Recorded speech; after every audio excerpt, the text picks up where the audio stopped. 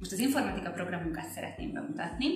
9. évfolyamon a digitális kultúrát és a matematikát az alapóraszámhoz képest plusz egy óraszámban tanítjuk, illetve már itt is emelt szinten foglalkozunk, főleg a programozás és algoritmikus gondolkodás témakörével. Majd pedig, hogyha valaki szeretné megtartani ezt az irányt, akkor 11-12. évfolyamon fel tudja venni a digitális kultúrát is emelt tantárgynak, ahol plusz 3 órában fogjátok tanulni az alaptantárgyi óraszámhoz képest.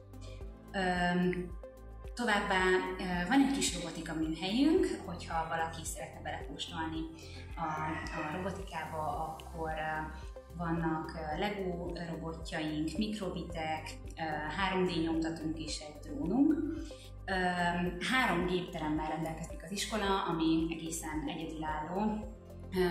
Ez a gépterem, ahol vagyunk, egy egész osztály befogadására képes, és van még 2 olyan számítógép termünk, ahol bontocsoportok férnek el egy-egy órában. Így a terheltebb időszakokban is, például a kompetenciamérések alatt is biztosított, hogy gépteremben legyenek a digitális kultúraórák.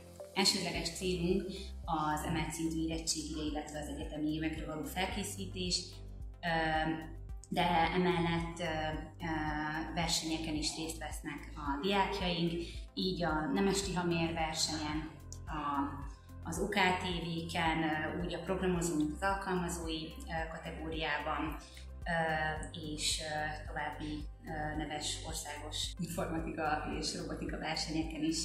A diákjaink nagyon szívesen foglalkoznak önállóan is, tanórán kívül is saját kreatív projektekkel, és tanév végén mindig igyekszünk teret adni annak, hogy a részben vagy teljesen önállóan készített projektjeiket a tantestület és a szülők előtt is bemutassák.